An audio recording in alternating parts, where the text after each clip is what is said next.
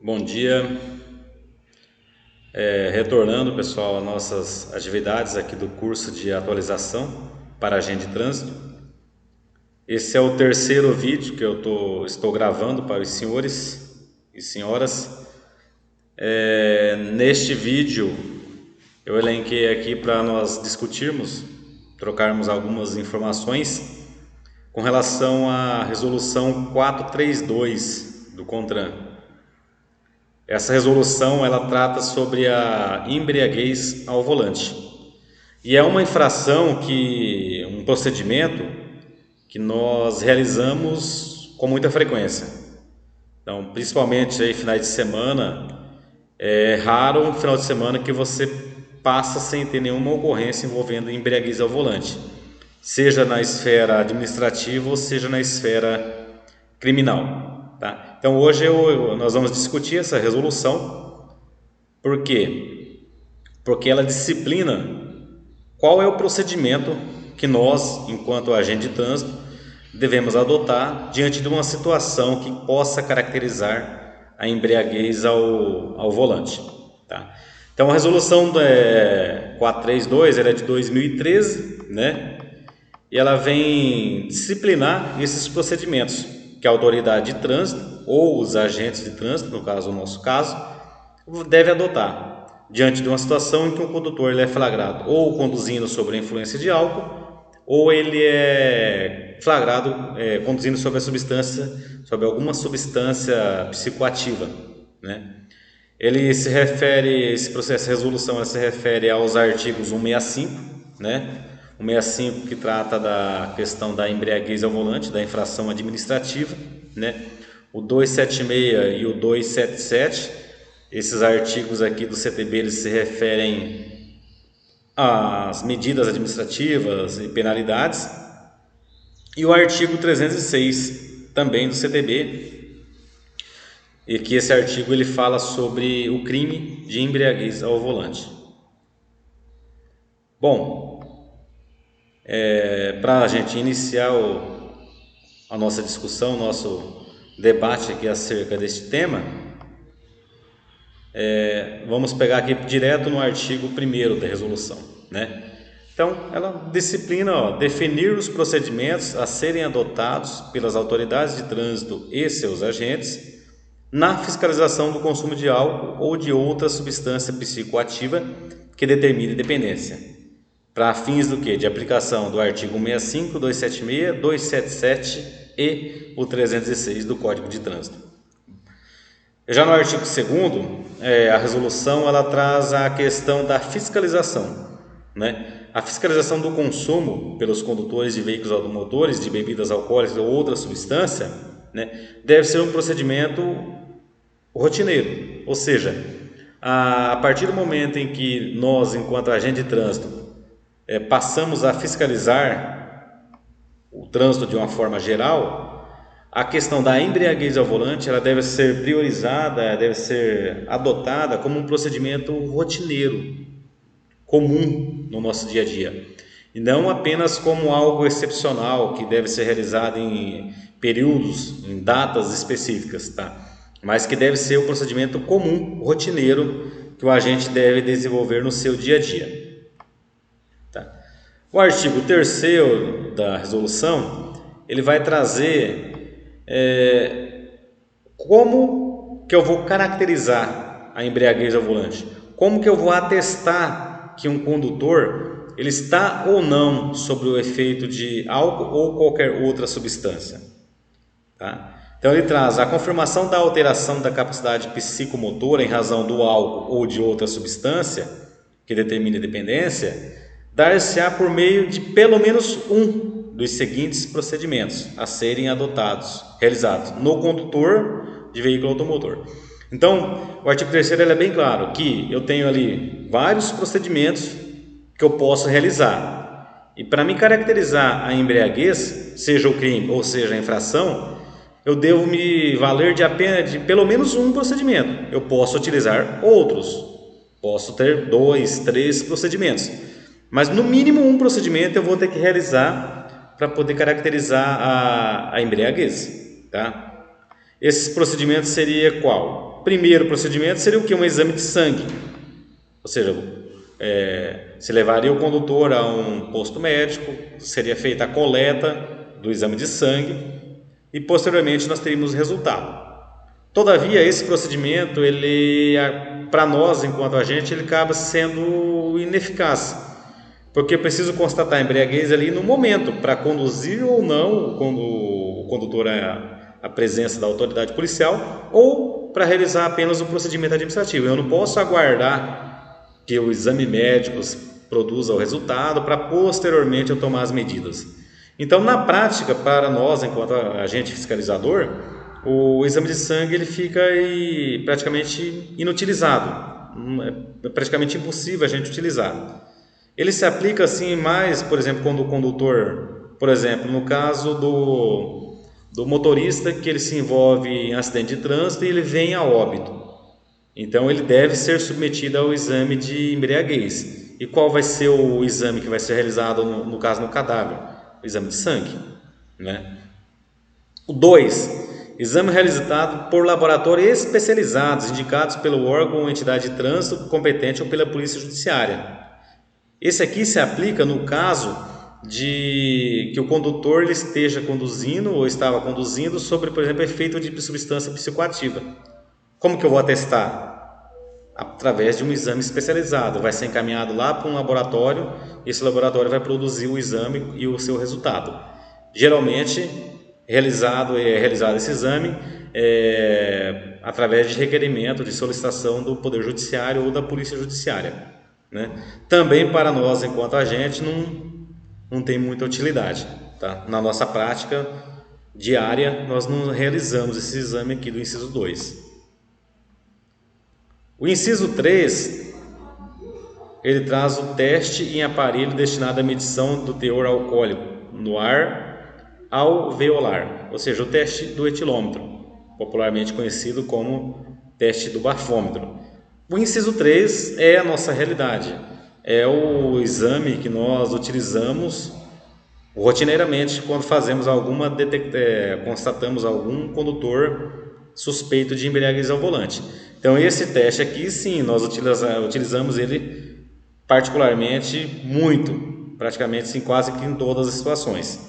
É claro que o condutor ele pode recusar ou não, ou aceitar submeter ao teste do etilômetro, né? Aí se ele não acata, se ele não aceita, se ele não quer voluntariamente fazer o teste do etilômetro, como que eu vou caracterizar essa embriaguez? Aí eu vou lá para o inciso 4º. O inciso 4º me traz a questão da verificação dos sinais que indiquem a alteração da capacidade psicomotora do condutor. Então eu, enquanto agente de trânsito, estou vendo que o condutor está com odor etílico, eu estou vendo que o condutor apresenta dificuldade em falar, de permanecer em pé, que dentro do veículo há vestígios de consumo de bebida alcoólica, que ele, após questionado, ele declara que ingeriu bebida. Então eu vou fazer o quê? Por meio desses sinais, eu vou pegar o meu termo de constatação de embriaguez, vou preenchê-lo e vou constatar, atestando que aquele condutor encontra-se em estado de embriaguez.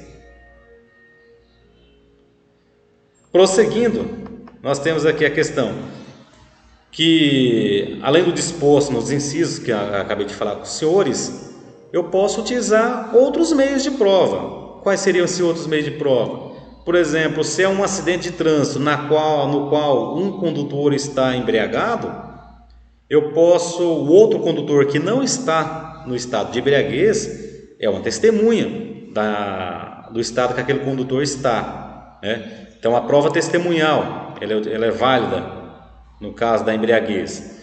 Eu posso ter imagens, né? Imagens de vestígios de consumo de bebida no interior do veículo ou de posse do condutor. Eu posso produzir vídeos, tá? Hoje muitos agentes portam câmera, uma câmera que possam fazer filmagens. Então essa filmagem, esse vídeo que o agente venha produzir ali no momento da fiscalização, ele é prova e ele é válido para atestar o estado de embriaguez do condutor naquele momento em que ele foi abordado, tá? Ou qualquer outro tipo de prova que em direito possa ser admitido, tá? Então qualquer prova que futuramente durante um processo judicial ela possa ser valorada, possa ser aceita, ela é válida nesse procedimento da embriaguez ao volante também.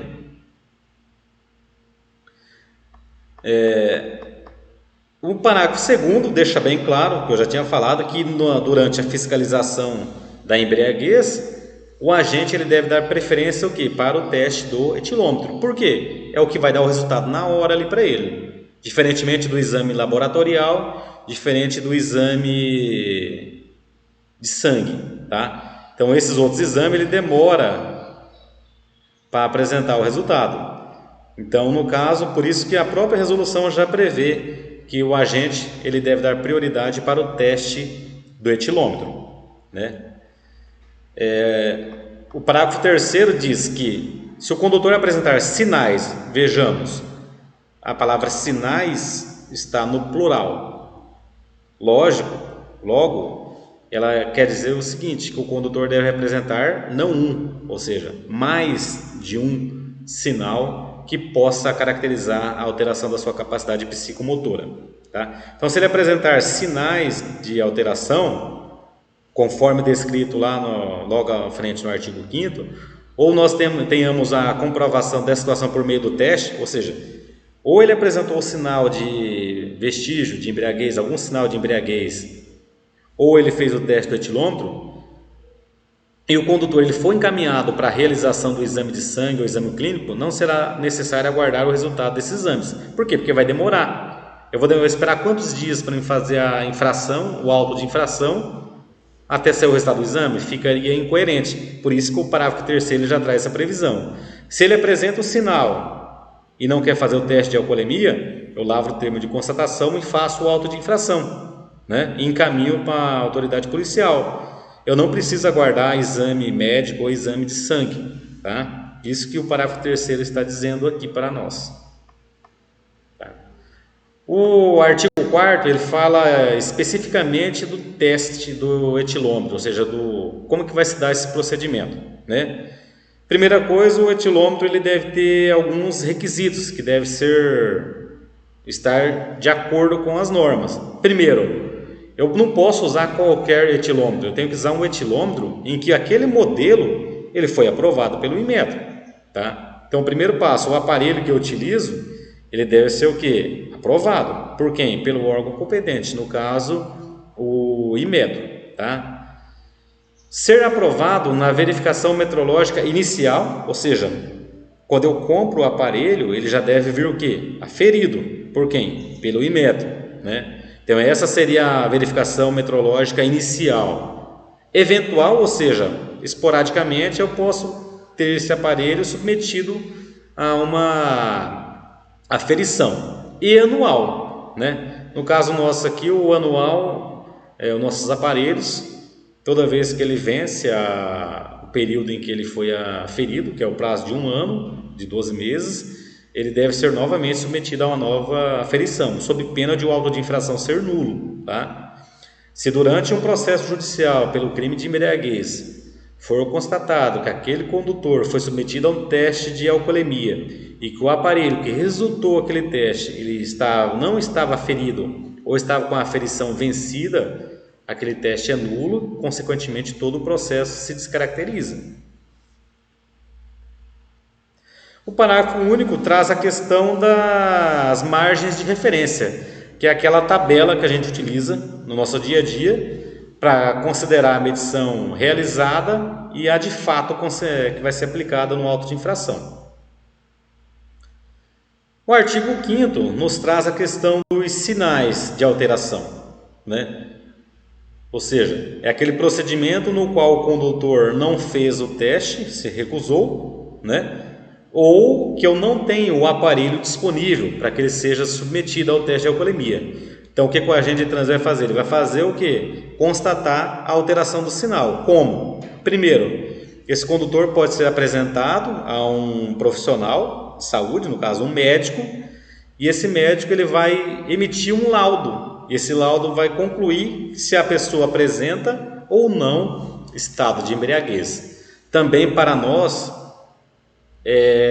não é comum a gente utilizar esse procedimento aqui desse inciso 1, porque demanda a presença de um profissional de saúde, e hoje nós sabemos que o serviço de saúde em Dourados, infelizmente, ele deixa a desejar. Muitas vezes nós não temos nem o médico não tem condições nem de atender as demandas lá da sua unidade de saúde, então fica inviável.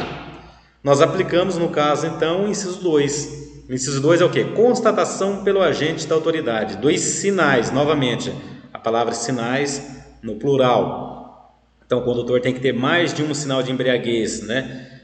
Na forma do anexo 2. Então, o anexo 2 ele traz aquele modelo do termo de constatação, né? Que é o termo que a gente utiliza no nosso dia a dia, que preenchemos e que vai anexo ao auto de infração ou ao boletim de ocorrência, tá? Então, esse termo de constatação é o que o inciso 2 do artigo 5º prevê. É uma forma de o agente de trânsito constatar que o condutor está ou não sob o efeito de bebida alcoólica.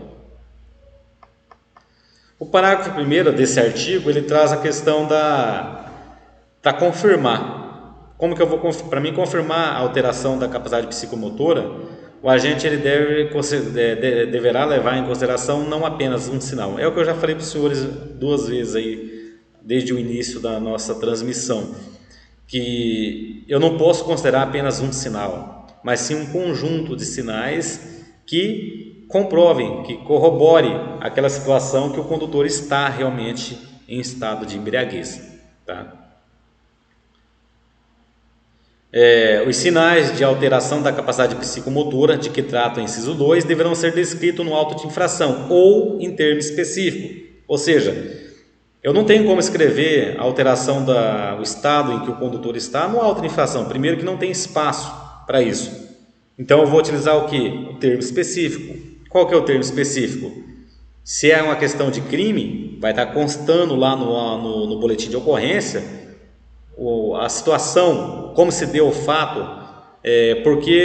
como que eu constatei que aquela pessoa está ou não sob a influência de álcool. Então, no boletim de ocorrência, vai ser descrito os sinais que a pessoa apresenta que caracterize a embriaguez ao volante, bem como no termo de constatação, porque no próprio termo de constatação, que será anexo ao auto e ao boletim de ocorrência, vai estar descrito o local dos fatos, o horário, como que se deu a abordagem, que sinais o condutor apresenta que possa caracterizar a embriaguez ao volante, tá?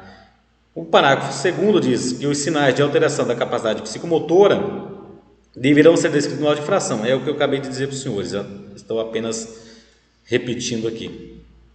Seguindo adiante, nós temos a diferença aqui agora dos procedimentos. Porque dependendo da situação, do caso concreto, eu terei um procedimento ou 2 procedimentos. Como que se dá? Como que eu vou caracterizar? O primeiro procedimento é a questão da medida administrativa. Qual que é a medida administrativa? Da infração administrativa. Qual seria essa infração? Ou seja, a lavratura do auto de infração. Então, para que eu, enquanto agente de trânsito, possa estar lavrando um auto de infração por embriaguez ao volante, eu vou ter que seguir o que está previsto lá no artigo 165 do CTB, né? Eu vou ter, primeira coisa, constatar que aquele condutor está sob a influência de álcool. Os exames aqui eles são praticamente os mesmos que nós vimos agora, né? Exame de sangue, né? Que apresente qualquer concentração de álcool. Então, para a infração administrativa, o índice tolerável é 0, ou seja, qualquer concentração de álcool por litro de sangue ou por litro de ar expelido vai caracterizar a questão da infração administrativa, ou seja, a penalidade posteriormente de multa prevista no artigo 165, tá? Claro que eu devo desconsiderar, no caso do teste do etilômetro, a margem de erro do aparelho, né? que consta lá naquelas tabelas dos anexos desta resolução. Desconsiderando a margem de erro, se apresentar qualquer sinal, se apresentar qualquer índice, né, já caracteriza a infração lá do artigo 165. Né? Então, o que interessa para a gente aqui, que nos interessa, é o inciso 2, né? Teste de etilômetro com medição realizada igual, vejamos, igual ou superior a 0,05 miligramas. Por que tem que ser 0,05, já que a tolerância é zero? Porque eu tenho que desconsiderar a margem de erro, tá? Então, eu desconsiderando, para que eu tenha o índice 0,01, lá no aparelho vai ter que atestar no mínimo 0,05, que eu desconto a margem de erro do aparelho e vai dar 0,01, que já é infração administrativa, né? Como o próprio inciso aqui diz, né? Desconsiderando o quê? A margem de erro do aparelho. O inciso 3 nos traz a questão dos sinais, né? Sinais de alteração da capacidade psicomotora. Eu percebi lá que o condutor apresenta sinais, ele não fez o teste, ou eu não tenho o aparelho disponível para ofertar o teste ao condutor, eu vou lavrar o termo de constatação, né? E vou declarar o estado de embriaguez do condutor, ensejando consequentemente na lavratura do auto de infração. Tá? O parágrafo único desse artigo ele traz a questão da penalidade. A penalidade e a medida administrativa, qual que é a medida administrativa do artigo 165? Retenção do veículo. Claro que se o veículo estiver em condições, estiver regular, eu vou retê-lo, né? Posteriormente, esse veículo será liberado para um condutor devidamente habilitado, que não esteja em estado de embriaguez, tá? Então, eu vou reter esse veículo.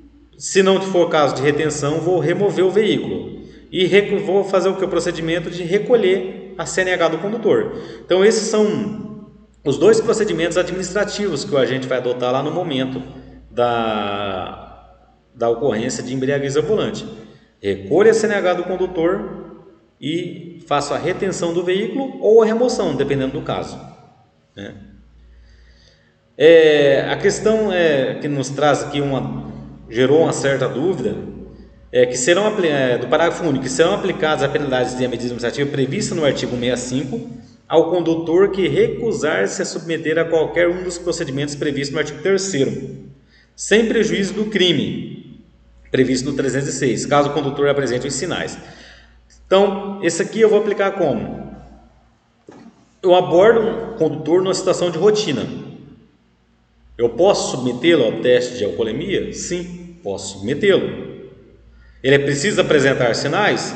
Não, ele não precisa. É um poder do agente de trânsito submeter aquele condutor ao teste de alcoolemia. Claro que se ele quiser fazer o teste, tá? Então eu abordei o cidadão lá na via pública. Ele não apresenta sinais, ou apresenta um sinal só de embriaguez, e eu convido a fazer o teste de alcoolemia.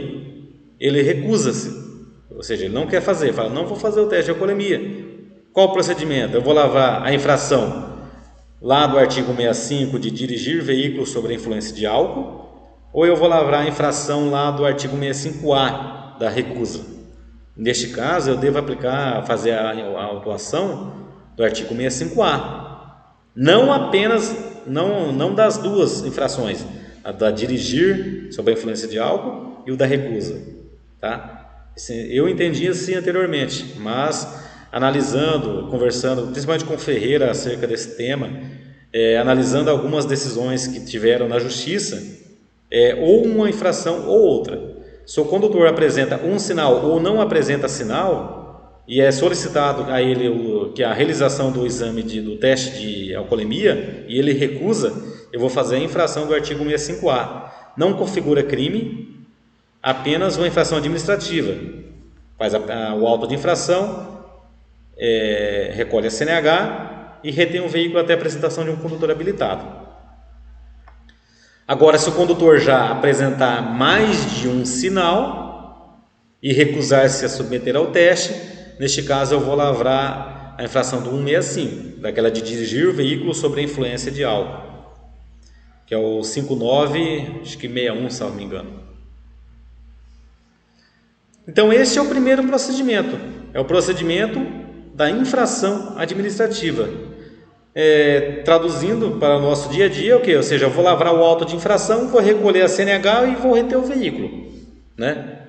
Se o condutor fez o teste de alcoolemia, eu vou anexar esse teste de alcoolemia. É claro que ele deve apresentar até 0,030 para poder configurar apenas a infração. Se ele não fez, eu vou lavrar o termo de constatação. O artigo 7º, ele traz a questão do crime. Então, aqui eu já vou aplicar as medidas lá do artigo 306 do CTB, né? Que daí já tem uns índices diferentes. Enquanto nas medidas administrativas, nas infrações administrativas, o condutor ele precisa apenas apresentar sinais ou o teste de bafômetro qualquer concentração de álcool, aqui não, aqui eu tenho um índice diferenciado. Então, se o condutor é submetido a um exame de sangue e esse exame resultar num valor igual ou superior a 6 decigramas de álcool por litro de sangue, configura-se o crime de embriaguez ao volante do artigo 306. Se eu submeti ele ao teste do etilômetro e esse etilômetro apresentou uma situação igual ou superior a 0,34, por que aqui está 0,34? Porque eu devo desconsiderar a margem de erro do aparelho. Eu desconsiderando a margem de erro do aparelho, vai cair para 0,30, que já é a questão do crime, né? Então, lá na hora que eu faço o teste de alcoolemia, tem que dar no mínimo 0,34. Se der abaixo de 0,34, 0,32, 0,31, na hora que eu aplicar a margem de erro, vai cair para 0,29 ou menos. Aí é apenas infração de trânsito, não é crime, né? E esses valores de tolerância, de erro admissível, está lá no anexo da resolução, que é aquela tabelinha que a gente consulta no dia a dia, para ver o valor, a medição realizada e a medição considerada. O inciso 3 também não utilizamos, que é o exame laboratorial. Esse aqui se aplica mais no caso da questão da substância psicoativa. O inciso 4, que é o nosso termo de constatação. Eu vou usar aqui então para caracterizar o crime o inciso 2, que é o teste do etilômetro, que deu 0,34 ou mais, ou na recusa ou na falta do aparelho, vou usar o inciso 4, que é o termo de constatação de embriaguez.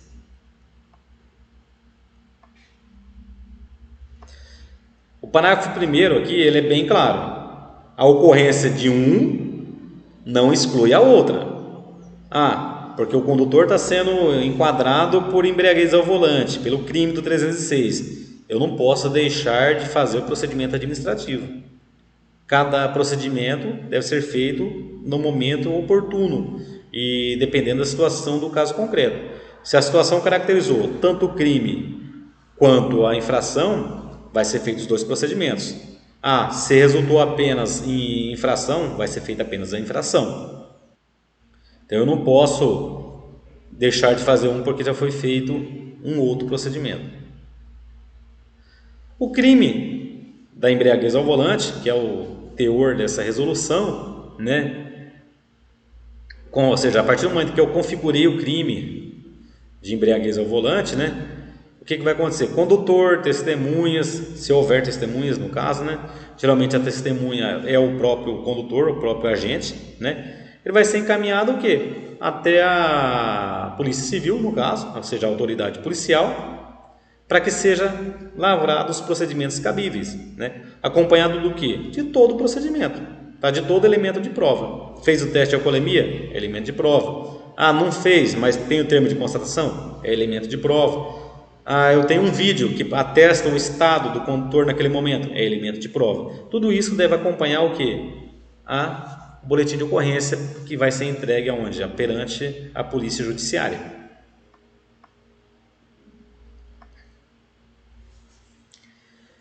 Aqui o artigo 8º, ele nos remete à questão do auto de infração, né? Então ele traz o seguinte: além das exigências estabelecidas em regulamentação específica, O auto de infração lavrado em decorrência da infração prevista no artigo 165 deve conter. Ou seja, o que ele vai ter? Quais são essas exigências estabelecidas? Quando eu vou preencher um auto de infração, eu tenho que colocar lá o código do órgão autuador, devo colocar a placa do veículo, o município e o estado, a marca e a espécie, a identificação do condutor e do proprietário do veículo, né? Local, a data, o horário da infração, a matrícula do agente, a sua assinatura, a assinatura do condutor quando ele quiser fazer, né? Também deve constar, no caso da realização do teste de alcoolemia, lá no campo do auto de infração, qual foi o aparelho utilizado para fazer a aferição, qual foi o valor que atestou no aparelho, o valor regulamentado por lei, ou seja, qual é o valor para a infração? 0,0. Ou seja, qualquer concentração de algo caracteriza a infração. Então, ele não pode ter nada, né? E a medição que foi a medição realizada, a regulamentada e a considerada. Por que é considerada? Porque a considerada eu tenho que subtrair a questão do erro máximo, que é aquela tabela que nós utilizamos. O inciso 2 fala da questão do artigo 5º, ou seja, os sinais de alteração da capacidade psicomotora de que trata o anexo 2 ou referência ao procedimento, ou seja, o termo de constatação vai ter que constar ali referência no campo observação do auto de infração, termo de constatação de embriaguez número tal ou boletim de ocorrência número tal, tá? Isso tem que constar no auto de infração. Aqui no inciso 3 é o que eu já falei para os senhores, né? Deve constar no auto a marca, o modelo, ou seja, a medição realizada, o valor considerado, a regulamentada. O inciso 4 é a identificação de quem? De testemunhas, se houver fotos, vídeos. Isso aqui vai estar no termo de constatação ou no boletim de ocorrência, que vai ficar o quê? Anexo ao auto de infração. Tá? Então, isso aqui é procedimento nosso rotineiro, nós já estamos acostumados a realizar.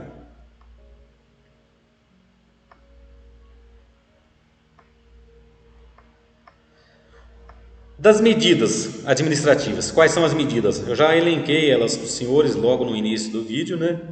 Mas aqui vamos relembrá-las, né? Quais medidas administrativas eu vou aplicar no caso, né? Primeiro, eu vou reter o veículo, porque eu não vou liberar um veículo para um condutor embriagado ou que esteja sob suspeita de embriaguez. Então, eu vou fazer a retenção desse veículo, né? Se o veículo estiver regular, com documentação regular, não tiver nenhuma outra irregularidade que acarrete a sua remoção, chegando ao local um condutor habilitado, vejamos bem, pessoal, nós não temos o hábito de adotar esse procedimento do artigo 9º, mas quando eu vou liberar um veículo para um condutor habilitado, eu devo submetê-lo o quê? A fiscalização. Qual seria essa fiscalização? Se eu tiver o etilômetro, condutor, eu vou liberar o veículo para o senhor, o veículo da pessoa fulano de tal, porque ele está embriagado. Porém, para que eu possa liberar o veículo para o senhor deve fazer o teste de alcoolemia, para me atestar que o senhor não está embriagado. Aí o condutor vai lá, que veio retirar o veículo, faz o teste, se apresentou o valor 0, libera o veículo para ele. Mas eu não estou com o etilômetro ali no local. Então, eu vou usar o quê? Daqueles outros meios de prova. Vou observar se ele não apresenta o odor etílico, se não há nenhum vestígio ali que possa caracterizar que aquele condutor também esteja embriagado. Além do fato de analisar o seu documento de habilitação, para ver se a sua habilitação corresponde com o veículo ao qual eu vou liberar. Tá? Se não apresentar ou não comparecer ao local nenhum condutor habilitado, né? Ou se eu constatar que a pessoa que veio buscar o veículo não está em condições de dirigir, o que eu vou fazer? Eu vou remover o veículo ao pátio, no caso o pátio do Detran. O artigo 10 fala do recolhimento da CNH. Eu vou recolher a CNH mediante recibo. Qual recibo? Quando eu preencho o auto de infração da embriaguez ao volante, lá no campo observação, eu vou colocar documento de CNH número tal, recolhido. Isso serve como recibo para o condutor. Então eu faço o recolhimento da CNH mediante recibo, e essa CNH é apresentada ao órgão de trânsito, que posteriormente vai restituir ao condutor. E ao final do processo administrativo de suspensão, vai aplicar a medida lá de suspensão da CNH dele. Mas isso é futuramente. O artigo 1º não se aplica muito ao nosso caso.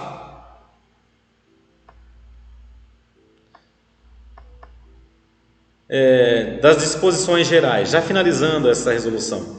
Ela é uma resolução pequena, tranquila, que na prática o que nós adotamos no dia a dia. Mas o que eu tenho observado, que alguns colegas observam, não sei se é talvez porque a pessoa talvez não realize esse procedimento com tanta frequência, que acabe gerando dúvidas, né? Por isso que eu optei por trabalhar essa resolução, para que todos os senhores tenham conhecimento de qual o procedimento, o que fazer, o que eu vou adotar, porque geralmente a situação de embriaguez ela fica um pouco tumultuada e você tem que tomar aquelas medidas ali na hora, e talvez você esqueça de fazer algum procedimento que futuramente possa acarretar algum problema, tá? Então, eu tenho que fazer a lavratura de todos os procedimentos administrativos, a lavratura do auto de infração, recolhimento da CNH, liberar ou não o veículo, dependendo do caso, para condutor habilitado, encaminhamento da pessoa para fazer o teste de alcoolemia ou lavratura do termo de constatação. No caso, configurando o crime, eu devo também fazer o quê? Confeccionar o boletim de ocorrência, no qual vou descrever de forma minuciosa como se deu o fato e entregar à autoridade policial, para que ela faça a lavratura ou não do auto de prisão em flagrante. Bom, para nós finalizarmos essa resolução, né, o artigo 11, que eu já comentei com os senhores, é que não se aplica, não somos nós, enquanto agente de trânsito, que vamos fazer isso, mas a polícia judiciária, no caso a polícia civil, aqui na nossa realidade, né? Então, se eu tive um acidente de trânsito e o condutor e teve uma vítima fatal, essa vítima ela vai ser submetida a um teste de alcoolemia. Que teste é esse? Não tem como ser o etilômetro. Por que não tem como ser o etilômetro? Porque não tem como o cadáver assoprar o etilômetro. Então não tem como aplicar. Eu não tenho como fazer termo de constatação, porque não é o agente de trânsito que vai fazer esse procedimento. Isso vai ser solicitado pela polícia judiciária. Então, a única opção que resta aqui é a questão do exame de sangue. Então, nesse caso, o condutor, a vítima fatal, vai ser coletada uma amostra de sangue para análise que vai constatar ou não se aquela pessoa que faleceu em decorrência daquele acidente estava também ou não embriagada. Mas por que isso? Por que eu devo submeter a vítima fatal a um teste?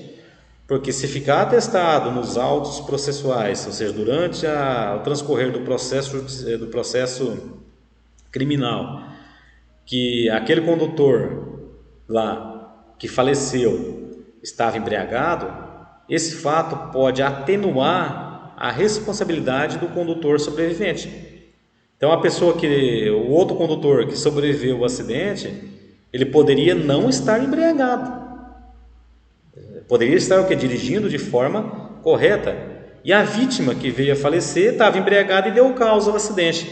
Então isso serve como prova para o condutor que sobreviveu, para inocentá-lo ou para atenuar a sua responsabilidade, tá? E esse procedimento aqui do artigo 11, ele é obrigatório.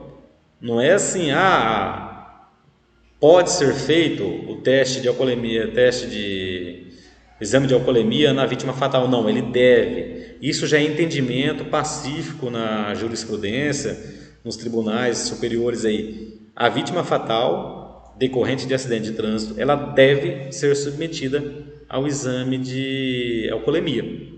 Por quê? Porque é prova, é direito do condutor sobrevivente provar a sua inocência ou atenuar a sua responsabilidade, tá? Então, pessoal, essa resolução aqui, ela termina já praticamente aqui nesse artigo 11. O restante dos artigos aí da resolução são um anexo, aquela tabela que a gente conhece dos valores da margem de erro que a gente deve descontar. Mas, resumindo, o procedimento de embriaguez ao volante é um procedimento tranquilo, né? Que na medida em que você vai realizando ele com frequência durante as suas atividades rotineiras, você vai massificando esse conteúdo, tá? Massificando que fica praticamente automático, né? Abordei o veículo, tem sinal de embriaguez, tem que fazer isso, isso e isso, tá? Então isso acaba se tornando um ato corriqueiro no dia a dia. As pessoas que não realizam com tanta frequência pode sentir alguma dificuldade, mas é tranquilo, tá? A resolução ela apenas regulamenta como que vai se dar todo o procedimento quando envolver um condutor em estado de embriaguez, tá bom? Essa resolução ela vai ficar anexa a esse vídeo para os senhores. Também ela está disponível lá no site do Denatran. É interessante, ela é uma resolução pequena, que os senhores leiam a resolução, porque muitas vezes eu não leio a resolução, daí eu fico com dúvida, e durante a realização do procedimento eu posso fazer algo que está equivocado, tá? Então leia a resolução, 5 minutinhos você lê essa resolução, isso vai te possibilitar você adotar as medidas corretas e evitar que você possa vir a responder por algum excesso, por algum procedimento errado que você venha adotar. Tá ok, pessoal? Então eu vou encerrar esse vídeo aqui.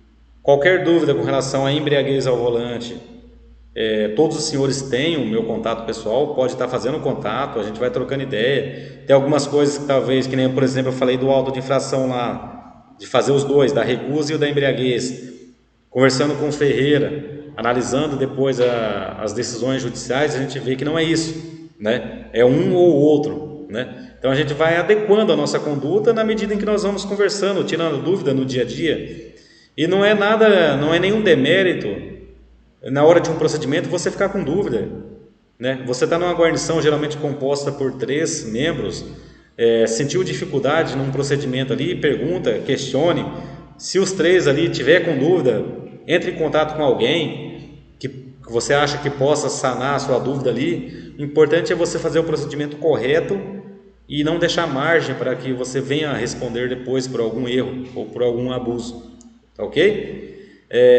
Agradeço a compreensão de todos, o tempo aqui disponibilizado.